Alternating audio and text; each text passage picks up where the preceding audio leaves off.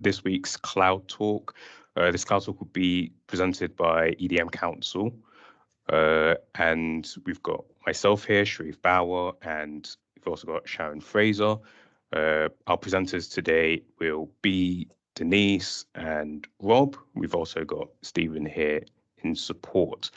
So if you guys have any questions, please feel free to add them to the Q&A box. We'll keep some time at the end of the call to go through all of these.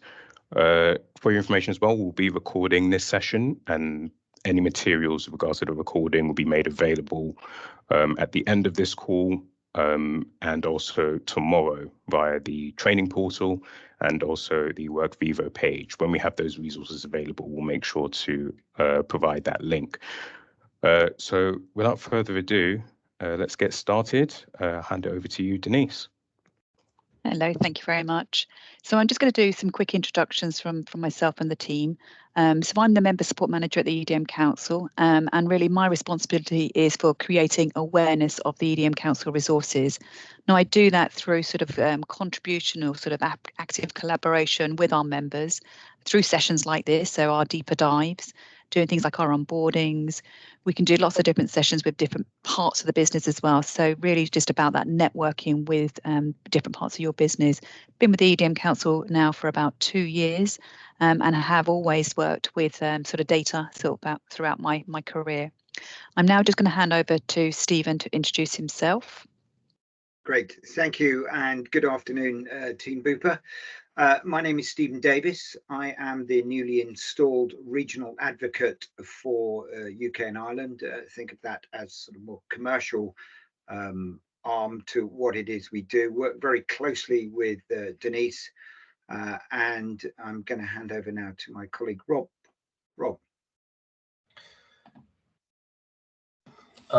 Rob Wentz. I am a part of the product development team at the EDM Council. My overall responsibility is for the frameworks that the council supports, both DCAM and the one we're going to talk about, CDMC, today. I have a long history in data background. I actually have a long history in a previous life with the council. I was an executive sponsor for a relationship for about 12 years that we've had with the council. So very familiar with the council, very familiar with the data background. And ultimately, my background prior to joining the council was 35 years plus in Big Four consulting. Denise? Sure. So what we're going to do today is just start off with giving you a little bit of an overview of the EDM Council, and that really is to give you the context of who we are and what our mission is. So our mission is to be global advocates for elevating data management and analytics. Now we do that through the best practices, the standards, through the training that we deliver, that sort of whole education and research piece. Now we are a neutral non-profit organisation, and the idea behind that is we bring together our members. Now the numbers there are around about 360 plus member firms of the EDM Council, which then will equate to that 25,000 plus professionals who are part of the network. We are truly worldwide and diversified. What we mean by that now is we started out in that financial market space some sort of 18, 19 years ago. And what we have done is completely sort of continue to evolve and bring in all sorts of industries now are part of our network. So it's the global collaboration piece. The more you put into the EDM Council, the more you get out of your membership. So next slide. Here, I just wanted to pull out some of those industry leaders. And again, over the left-hand side, you'll see some of the financial markets. Then you see some sort of regulators there in the middle. And the top right-hand side, again, just showing you some of the organisations like the cloud providers that have been involved with the EDM Council since the development of the CDMC and how that's evolved and how we continue to work with those cloud providers. And then other industries towards the right-hand side, again, a real mixture of those for you. And then the next slide will also show you some of the regulators and the government entities that we are part of. So lots of different logos there. In the UK, you've got like the FCA as an example, Bank of England, Cabinet Office. Next slide. And here I just wanted to talk to you a little bit about the different areas of advocacy. Today's talk is going to be talking about the cloud data management, but I also want to talk about some of the other best practices that we've also got there. DCAM is our data management framework, That was where we sort of initially started, and that was developed by our members for industry to use. And then we moved into sort of that cloud environment because, again, that was a natural evolution towards that. And then what we also have is special interest groups. Now, we've got quite a few of those. DCAM, CDMC, ESG, ROI are sort of the 4 key ones that I'll pull out there, but we have also got some industry vertical groups as well.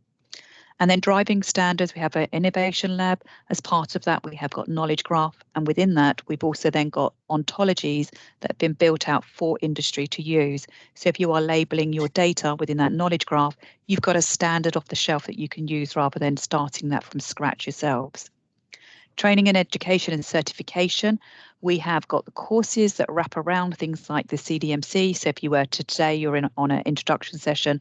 If you wanted to understand more about that, there are 2-day either virtual or dedicated classes that we can run with regards to the cloud data management. We also have webinars. Now, webinars, we run sort of at least 3 to 4 of those a month, and they're very topical, thought leadership. And as you can imagine, a lot of the focus for those webinars at the moment is about AI. And then we do the research and benchmarking. So we've worked with our members for a number of years. And what we do is we gather the DCAM and CDMC is the first time we've done one last year for CDMC. But we gather the data when our member organizations have performed assessments, and we put that together in a benchmark documentation so that if you're performing assessments on your own data, you can compare yourself against others in the industry. Now, regulatory engagement, I really call that out. When we started doing the cloud framework development, that was one area that the regulators really got involved in. And in fact, they gave feedback to us. And when you look at the risks and controls that are part of that framework, there was actually active feedback from the regulators within that. And then the networking piece. So we do host our own conferences. They're the Data Vision events. You'll see events coming up in different countries throughout the globe. And there'll be sort of a list of those dates coming out soon. We also partner with CDO magazine as well, and we also do a couple of events with them per year. Normally they are virtual events, so you can sign up for those. And then things like Women Data Professionals, again, a professional network that you can become involved in. It's completely, anybody can join that network. But what they also do is they host events, they host webinars. So there's a way for you to get involved with that group as well.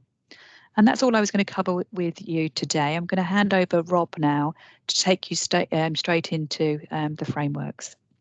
Thanks, Denise. So we're going to be focused on the right-hand side of this slide today, giving you an overview of CDMC, but it requires that we talk a little bit about our original framework that the council had created, which is the DCAM framework, the Data Management Capabilities Assessment Model.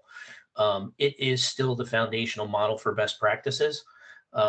That's the go-to if you're looking at holistic data management best practices. As Denise said several years ago, a little over 3 years ago now, the council was approached and we started to develop a framework specifically around the cloud. It's similar in structure, how DCAM is structured, and we'll see that as we go through the short time here, but it also has a unique component to it, which are key controls, and we'll talk a little bit about what an example of one of those controls looks like. But again, it was focused on the need to, as organizations migrate to the cloud relative to our data management practices, what's different, what might be unique, how does it change, what can we take advantage of in the cloud? So what are the opportunities that cloud gives to organizations versus, your traditional on-prem type environment? So there's a lot of things that are in CDMC that are unique, but again, the core data management practices still come from DCAM. So cloud data management capabilities model, like I said, about 3 years ago, a large number of firms pulled together to help participate and create the framework. You can see here what the cloud challenges were, and that was really the framework was created to help overcome some of those challenges, to help our members look at migrating to the cloud in a better way. Trust is a big part of it, right? So we want to be able to help organizations trust that environment more. The more discipline, more structure that you can put into that environment, the better off you'll be. You can see here cloud data controls. So there are specific things around sensitive data. We'll talk a little bit about that. And then how do we accelerate the migration to the cloud? The more trust you can put into it, the faster that you can accelerate a migration and get the adoption in that environment. So that's really the objectives that the team set out when the framework was created. You can see here some more logos. Like I said, about 3+ years ago, these were the participants that helped create the framework. These were all driven by members of the council. Spent 18 months. You can see a lot of hours, many participants ultimately helping drive and create the CDMC framework, which was released in September of 2022. So again, a lot of activity went into delivering that first version. So the framework itself, you can look at it. It's a 160+ page document. You're not going to learn everything about this framework today in this half-hour session. You won't learn everything about the framework in a 2-day training class. The objective is that it's a reference, right? So this is a reference framework. So you'll learn about the structure, you'll learn about the high-level content, but then it's intended to be used as a reference document that you can, as you need to consume the environment, you can go use the document in such a way. 6 components, you can see them on the screen here, from the center dark circle of governance and accountability all the way out through component number 6 in the orange of the technical data and technical architecture. The model is structured in a hierarchy. We'll talk about that. 14 capabilities, 37 sub-capabilities, and then there's these unique 14 key controls, which we will talk about as well. So again, hierarchy driven. If you catch the QR code here on the right-hand side, this is publicly available out on the EDM Council's website. So all of the information that we'll go through today is available at that location. This dives in a little bit more to that structure, and you can see the hierarchy left to right. So the 6 components from top to bottom. In the middle, you see what we call the next layer down is the capabilities. It is a capability model, meaning that if I have enabled this capability, that's a good practice or a best practice. And then you can get an idea of the sub-capabilities. It's a drilling into those capabilities. And the sub-capabilities, you could start to define them as, rather than calling them sub-capabilities, you could call them requirements, right? So you could turn all of the sub-capabilities into what I would call a requirement statement. So in essence, when you get down to that level of detail, you can see reflected what the requirements for a best practice would be. So a little bit of the hierarchy structure left to right. Understanding this is the same structure that the DCAM framework uses as well. DCAM framework has been in existence, 9, 10, 11 years. We reflected the CDM structure so it looks the same in practice.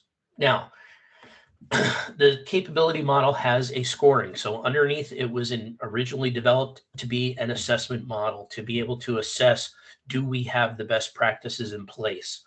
Comparing ourselves to those best practices, how far across this capability assessment have we been able to migrate our best practices? So from left to right, you can see not initiated, really haven't done anything, all the way up through enhanced. Ultimately, in the capability model from left to right, you want to get to achieved. So the whole idea is that you can achieve putting that best practice in place. And it's that definition of the sub capabilities rolling up to the capability, which are the things that you are trying to achieve. What achieve basically means is the particular sub capability has been designed, it's been developed, we've put definition behind it, and we've implemented it. So it becomes part of everyday practice. So people are executing against what that design and definition was, and it's been put in place. Again, it's a recognition of having a best practice By the way, put in place. I'm going to send you this. The next layer down, and we talked a little bit about this, are the 14 key controls. And this is a full list of the 14 key controls. When we talk about the CDMC model, we're not talking about all data, right? What we're talking about is the top right-hand corner you can see here. You can call it sensitive or critical data. So data that's really important to the organization is basically what it comes down to. However the organization would define that is up to them, and what data that they put into that category is up to each individual company. But when you look at it, sensitive data, you see the examples there, all the PI, PII, PHI, critical, internal, company only data, things of that nature, anything that needs to be protected by us or is highly valuable to the organization falls into that category.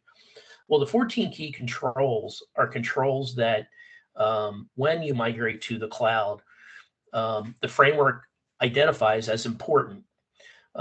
We need to make sure that we have this capability put in place, and these 14 key controls can actually be automated. So when you look at the automation, you can put these controls in place, and it can actually stop or enforce good behaviors, right? As an example. So I'll take one key control, and I'll use one of the simpler ones as number 2 at the bottom of the screen, just to give you an idea of what a key control is. So for a sensitive data set that is going to be migrated to the cloud, this particular control at a very high level says that, number 1, that should be cataloged. So the framework makes an assumption that you have a data catalog. And when this data source enters into the cloud environment, or this data set that I'm defining as critical, it comes into the cloud environment, it goes into that catalog. And that catalog tracks whether there is an owner identified for that particular data set, assuming that it's sensitive or critical. If that particular data field in our catalog does not have an owner, the control will say, okay, until that critical or sensitive data set has an owner, nobody's allowed to process this data in the cloud environment. So that's an example of a key control that was defined as part of the framework. It's a key control that can be automated, or there's obviously automation opportunities within your catalog and the technical capabilities that you have in the cloud environments. But it would be a point in time that says, hey, here's a new data set. It's critical to us. If it doesn't have an owner, nobody can execute on that data. So nothing can happen to that data set until I've identified that data ownership. So that's an example of each of these controls. You can read, there's a lot more detail behind what each of these controls is, but it's available. But that's a particular example of what the key controls are. When we look at the model, again, I'm going to go through it at a very high level and give you a baseline of what each of the components has in it. This component, number 1, around governance and accountability, is just that. Like I had referred to, there's a whole governance module in DCAM, which is the full-blown best practices around how to do data governance appropriately. This is a subset of that says, when I migrate to the cloud, what's different? What can I take advantage of? What can I do differently? What should I make sure that I have in place? And as an example, one of the things is that the data ownership that had been established in my current environment, when I migrate to the cloud, that data ownership really shouldn't change. The data ownership should migrate to the cloud as well. So whoever my owner of a particular data set was previously, if it's now in the cloud, that data ownership should follow that data source or follow that data set as it migrates to the cloud as well. So when we talk about the governance and the accountability, it really doesn't change.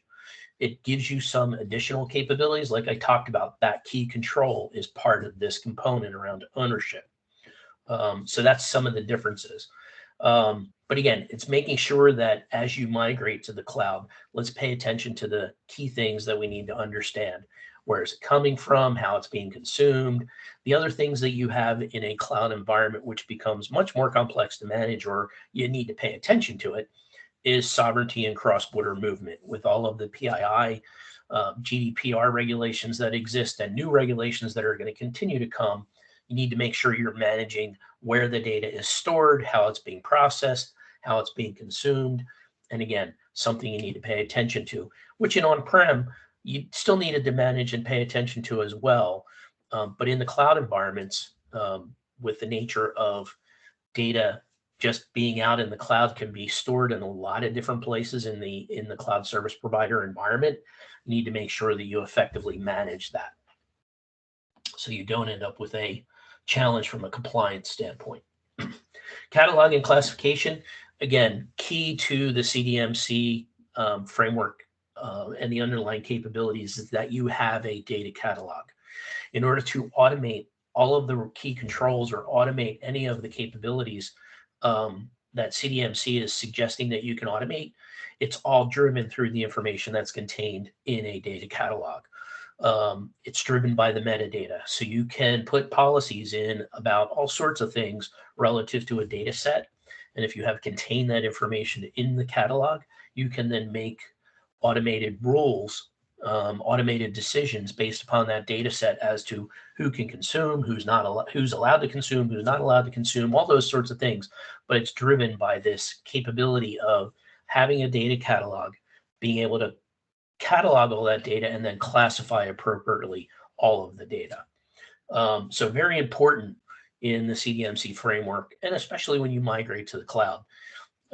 There's so much data that can be stored out there. So many different things can affect the data that's stored in the cloud. You want to make sure you effectively manage it. And understanding what you have out there and having a reference as to the inventory that's in your cloud environment is very important. And this is critical. This is a critical component to that step. So having a catalog and making sure that we can classify our data appropriately to support all the needs. Accessibility and usage, again, something that can be driven from a catalog based upon the type and class of the data. Our entitlements. So who has access? Let's make sure we understand what the purpose of the data set is, how it is allowed to be consumed, how individuals how individuals can consume that data, and then making sure that we're enforcing it. So making sure that when a data set is accessed, that they not only have the capability to do it, but they're using it for how it is intended to be consumed, right? Again, can all be driven through policy and standards and development. The other piece here that gets introduced in accessibility and usage is ethics. So all of the ethical nature of, and DCAM contains this as well, is making sure that your data sets are being consumed properly. As an example, I can have data set A and data set B, and if I use them independently and I'm consuming them for some purpose and I'm okay with that, if I combine those two data sets together, it's possible that those two data sets together could create an ethical issue, right? Again, just an example, a simple example, but if I happen to consume those data sets together, it might trigger a flag that says, hey, do you really understand what you're doing and why you're doing it? Because you have now taken sets of data that potentially could create a biased or an ethical type of situation. So ethics is very important in the cloud environment as well, keeping track of your inventory and making sure it's tagged appropriately as to what you can and can't do with that data. And in my past, not as part of the council, but in my past, we were actually building models to apply ethics. So understanding what the rules are around different data sources and starting to build the inflection points of what is the interaction of this data, and based upon the information that's in a catalog, starting to drive where you have policy violations because of the data content within multiple sources in that simple example that I presented. So again, there's a lot of things that can be done with the catalog and classifying your data appropriately, and ethics is one of them. So privacy and protection. This is probably the cornerstone in the cloud world. We've got to do all these other things to make sure that we can manage the data appropriately. But ultimately, when anybody puts their data out in the cloud, that was the first knee-jerk reaction is, oh, I can't do that. It's not safe, right? So how do we build trust? How do we build trust in the user base that their data will be put out there, it will be protected, we're keeping track of it, we know how it can be consumed, all of those sorts of things. So that's really what this module is all about, is making sure that we have the appropriate data, we have it secured in the appropriate way. We have to work with the Chief Information Security Officer to make sure that we can apply the policies that are associated with any particular data set to make sure the data can be protected. Key there is the Chief Information Security Officer. If your organization has one, they will establish a framework for security. What we want to do is make sure that the data that's moved to the cloud falls into the structure of that framework so that we can apply those rules and policies to make sure that we protect the data. So again, underlying, we need to protect the data from breaches, from people not accessing data that they're not supposed to have, and then also making sure that we adhere to the policies that are part of the privacy framework. So making sure we have that capability. And again, you can automate a lot of these activities in the cloud environments. Data lifecycle. So data lifecycle is really the end-to-end from the origination, when it either enters the environment or when it is created in the environment. So again, you have processing that could take 2 data sets, do some processing and create new data. So any number of ways to create data in a cloud environment, making sure that we can manage that from end to end. So we know when it shows up, when it gets created, and then we also know the full life cycle. And when we talk about that full life cycle, it's also the archival, the destruction, the, you know, what is the full life cycle of that particular data set, and how we're going to manage that even on the back end, to make sure that we're not maintaining data that we shouldn't have, right? We're not maintaining data longer than we should have, right? So when we look at the data lifecycle, it's really the holistic lifecycle of any particular data set, making sure we understand what those requirements are. Data quality is managed. Again, no different than in your traditional environment. We need to understand what the data quality is. We need to make sure that the data quality is being measured and monitored, and that we can go back and clean up any of the challenges that we see. So if we're monitoring our data and we see our quality going up, that's a good thing. If we see our quality going down, why is that happening? So let's go back and be able to resolve the issues, make sure we have the processes in place to rectify data quality issues that we find. That's really what this one is all about. And again, those aspects of data quality and lifecycle are well defined in DCAM as well. Here, it's focusing on how do we take these opportunities in the cloud environments, what's different, what's unique, and how can we automate some of those capabilities. Data and technical architecture. This particular component is really all about making sure that we have the handoff between the data management team, who understands what the requirements of the business are for any particular data set, understands all of those requirements, what can and can't be done, understands the policies of what can and can't be done with a particular data set, making sure all that gets rolled up, not only into just a good data architecture, but then also that the technical architecture can support all of those requirements with the data architecture.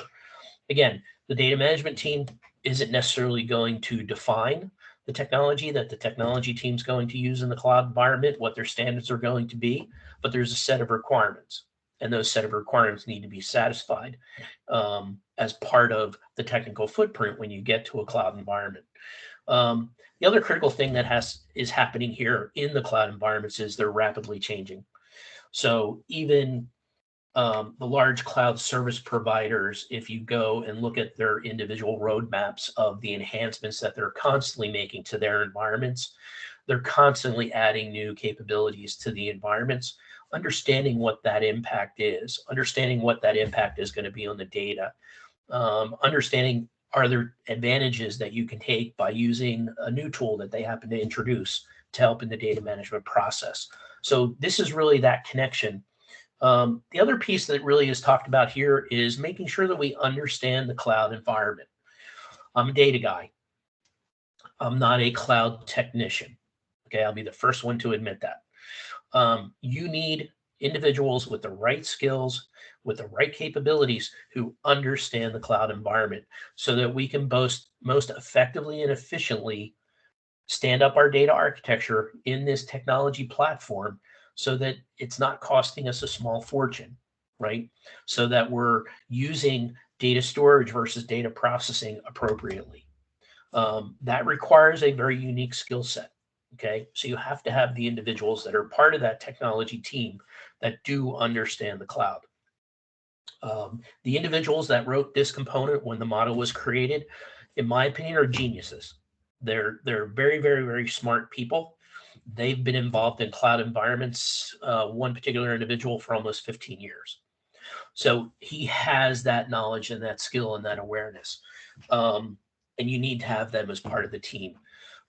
Their capabilities to understand and how to deploy the requirements from a data management perspective are critical to the process. So again, making sure you have the right skill sets in the data and the technology architecture piece is very typically important in the cloud environment because it is unique. Okay.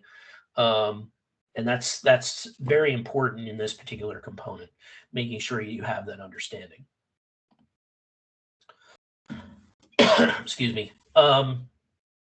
So the cloud service providers, let's talk a little bit about them. The four you see here on the page all participated in helping create, and there were others as well that have tools that work in the cloud environments.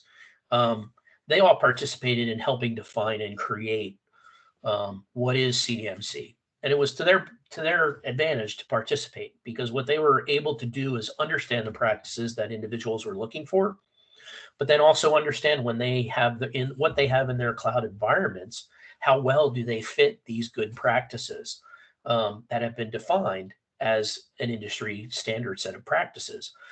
So as they started to mature, as they participated in this process, they were able to learn, they were able to understand what they could do, how they needed to potentially enhance their products as well. So it was a win-win situation all around. In this particular case, Snowflake was one of the first to take their environment working with a partner and putting in place the 14 key controls. Now, understanding Snowflake doesn't have a data catalog. So they partnered with Elation.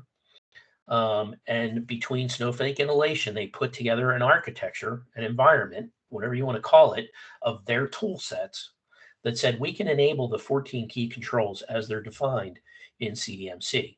They were the first ones to do that. They actually did that prior to the release of CDMC, and they participated in helping define the 14 key controls, how you would measure and evaluate or assess the 14 key controls in the process. So again, interesting process they went through, but they were helped define ultimately what became the 14 key controls and how you would assess those 14 key controls within the framework. In the meantime, you can see that Microsoft and Google both have actually become certified CDMC partners. What that means is that their environments have been reviewed and assessed for those 14 key controls, that their technology can enable all 14 of those key controls in their tool sets. Now, again, that'll continue to evolve as we all know, they're continuing to add tools and capabilities to the environments. So it will continue to evolve and it may change, but they took their baseline environments with the appropriate tools and put in place, and they were reviewed by a third party. And they were assessed by a third party to say that they were compliant with the 14 key controls. So again, a lot of involvement with the cloud service providers such that they can help their customers better achieve the best practices around data management in the cloud environments.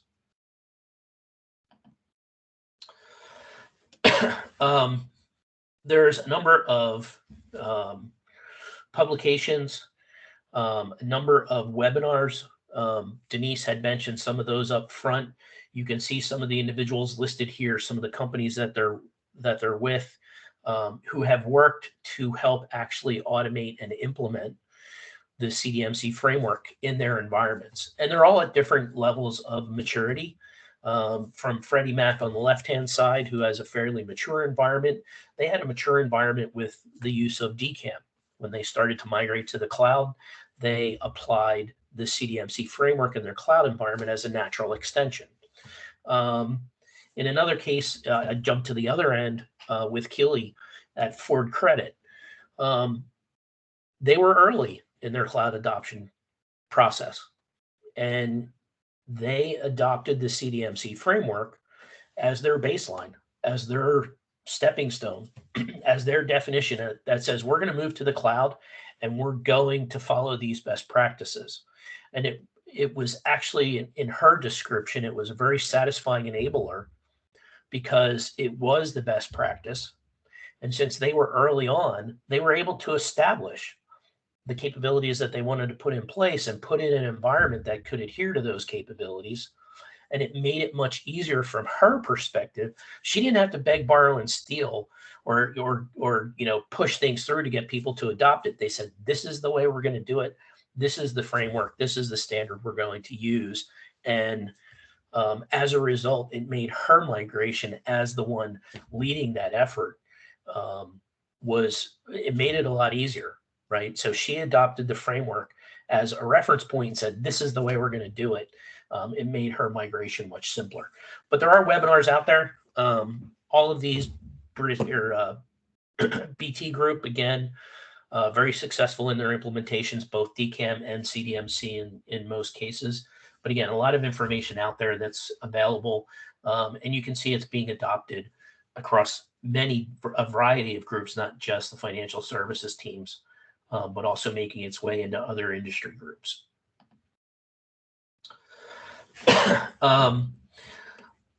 Denise had talked briefly.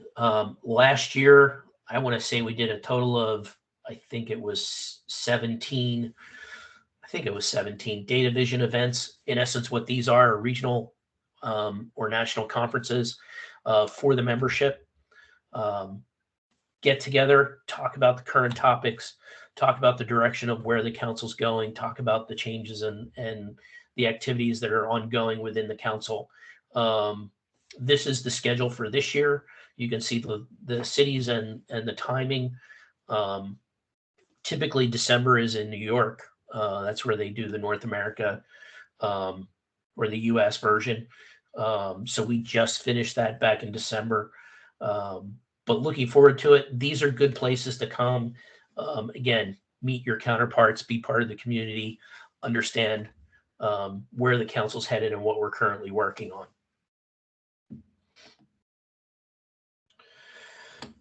And then as we talk about learning, so beyond this, so what I have taken, Denise and I took a 2-day training class, which is typically about 12 hours, and we've consolidated it down into half an hour in essence. Give you a quick overview of what CDMC is. In the case of DCAM, there is also a 12-hour training class. The whole purpose is to share with you what is the framework, what is the structure, what's the content, not to teach you about everything that's in it, because both of the framework books are very large. There's a lot of material, but to teach you about the structure, teach you about how to use the tool, how to use these frameworks within your organization to leverage, right? To put in best practices, to assess yourself, to compare yourself with benchmarks. So that's really what the training is focused on. Now, you look down the list, not only do we have the framework training classes, we also have a course on ethics and responsible AI that's actually taught by somebody who is an ethics guru. She's always been involved in ethics and the ethical nature of data. We have a team. The council has an open knowledge graph effort going on. It's been going on for quite a while around knowledge graph and the FIBO model. So there's training on open knowledge graph itself. There's a training class for that. Again, there's any number of ways that you can achieve that training, whether it's a virtual environment like we would use today. And actually between today and tomorrow, I am teaching a CDMC class in a virtual environment for the Americas. You can also have in-person training classes. We have trainers that will come out and get a group in the room for 2 days and teach in person. So can be done either way. In the middle, e-learning, we can deliver our framework classes via an e-learning type class. We also partner with a company called eLearning Curve, and they offer a whole host of data management or data related type training classes. So they not only support the e-learning of our courses, but they also have a whole host and curriculum of data management courses that cover a lot of different topics, with some of them simply listed here.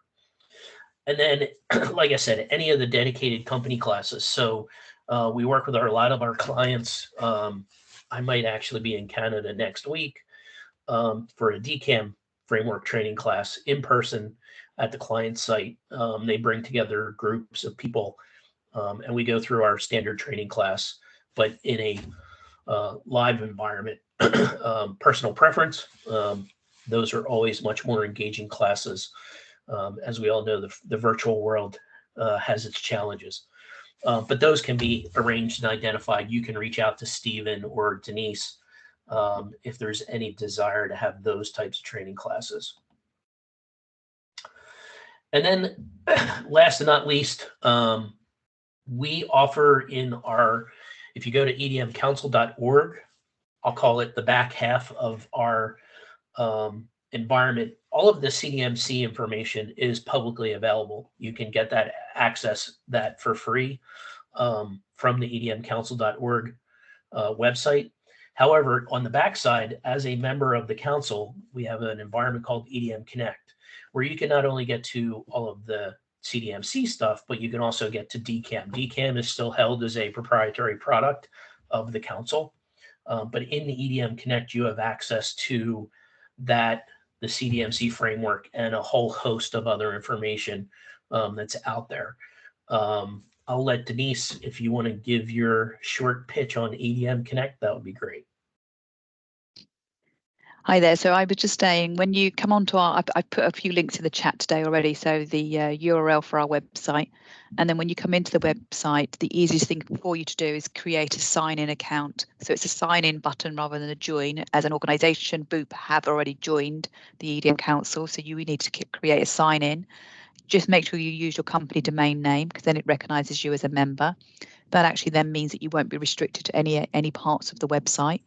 And when you go in there, you will find that on the front end, where if you sort of roll along the menus that are there, one that I would ask you to check out is the Engage menu.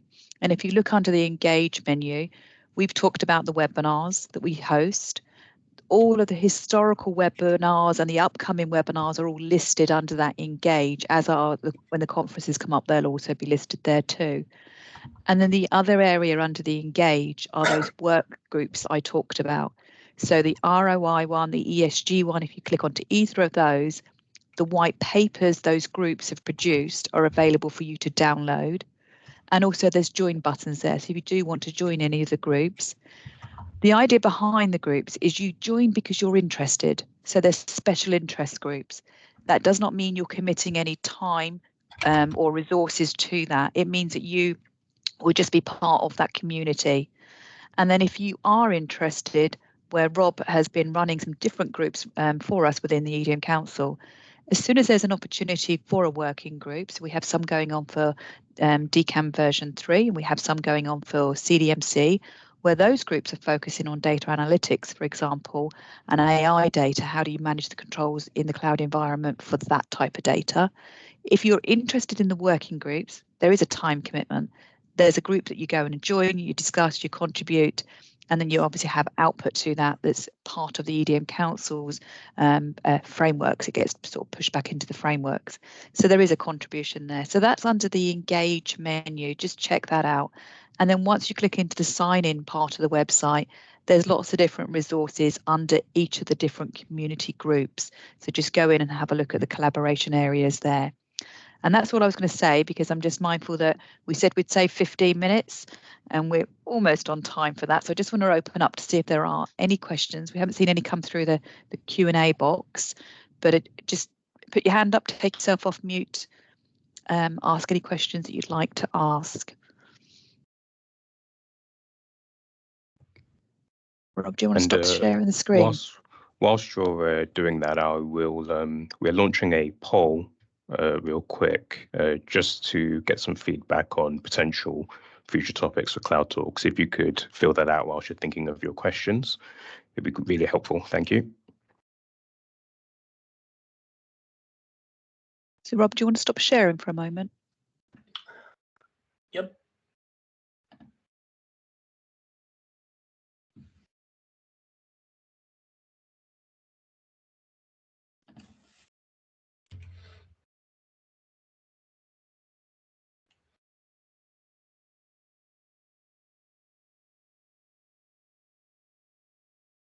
Just popping on here to see if anyone's got any questions once they've done their poll. Also to mention that we are going to share a link in a moment where we're gathering any requests for any of the training that you've heard about today. So we've got a Microsoft Teams form where you can put your information in if you are interested in any of the training that's been spoken about today. We can then analyse that information, look at how many people are interested in the same type of training, and take that to the board for approval of funding to enable that training to take place. So please do feel free to complete that form and so that we can start to gather any demand that there is for this training. I think we've got a hand up from someone. Our first question. Yeah, hello.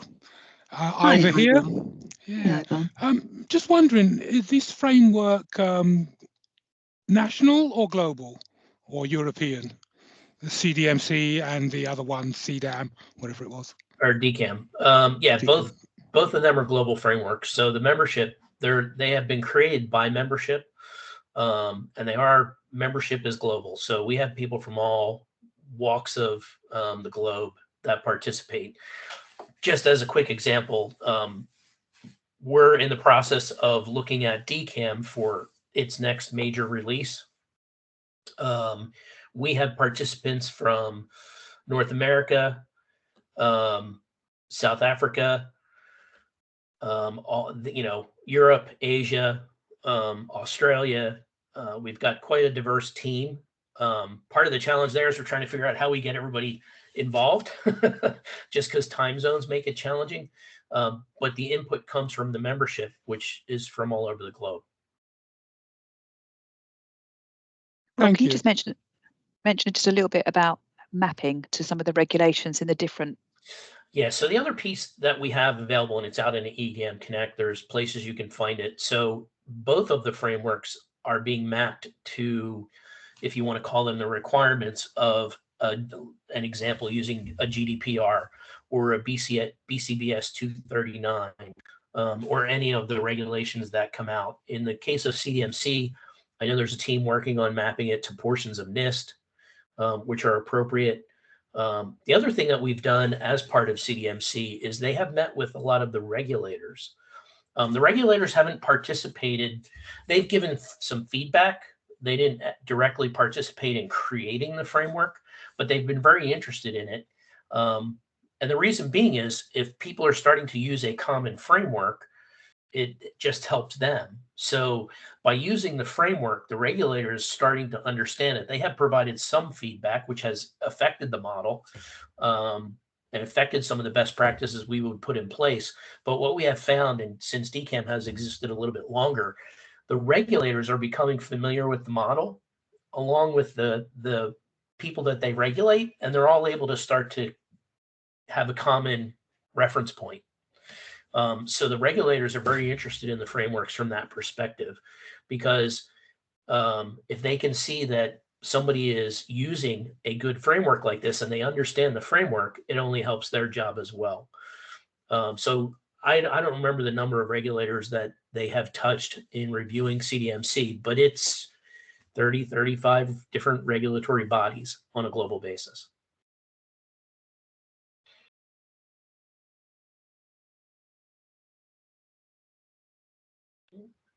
Thank you, Ivor, for your question, and Rob for your update there. Any further questions from anybody?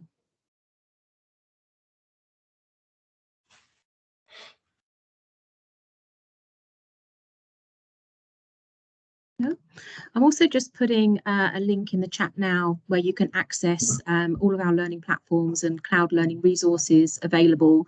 It gives you information about upcoming cloud talks and upcoming instructor-led training, where you can request support for training, etc. Anything that you need support with in relation to your cloud education. So just put that in the chat now. You will need a Confluence license to access the training portal. I know many people have that already. If you don't have that, you'd need to request a license, and more are being procured at the moment. So that is a requirement to get access, but you can always reach out to myself or Sharif as well if you are needing any support with your cloud education. So, any more questions before today's call is wrapped up? Sharon, I've just put a link for the CDMC benchmark report. And I always say to people, if you're reasonably new to the particular framework that we've taken you through today, that benchmark report follows the structure of CDMC, and it gives you the context around it as it goes through the report. It also pulls in statistics from our members with regards to where they are on their journeys and so how they've assessed their data. So it's a great way to sort of start with CDMC. If you've got more interest, there's a good guide there. And I also shared earlier on something called our knowledge portal. Now, CDMC can be given to you in PDF, Excel spreadsheets, or it also has got the knowledge portal, which is an interactive guide. And the great thing about the knowledge portal is if you're searching through the document and you put in a keyword, and I was looking for something like critical data, I can just put in that word critical, it will go off and it will search CDMC, DCAM, and my glossary of terms, and it will bring me back every part of the document and show me exactly where it is in that document. So that's the sort of the power of knowledge portal. It's not just one document, it's 3 documents linked together. So another fantastic resource for you to use. Thank you. And that's any it. more questions? I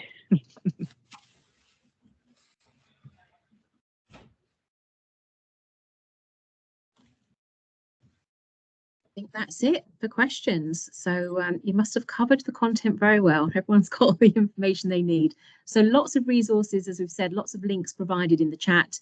You can go away and set up your access to the EDM Council portal and go and explore that in your own time.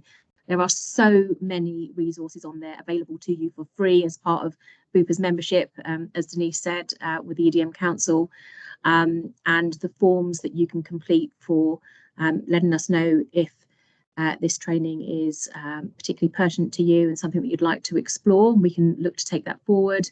The cloud training portal, the access request to the cloud training portal if you haven't got a license as yet. Lots of useful resources there. So hopefully it's given you all something to take away and explore when you've got some further time available to you to do so. But other than that, if there's no more questions, thank you so much to Denise and Rob for the presentation that you shared. It's been really, really interesting, and I'm sure lots of people will go and make use of all those resources. Thank you. Thank you, Sharon. Thank you, Sharif, for setting this up. Bye-bye then. Thank you. Thanks all. Bye. Bye. Thanks. Thank you. Bye. Bye-bye. That's all.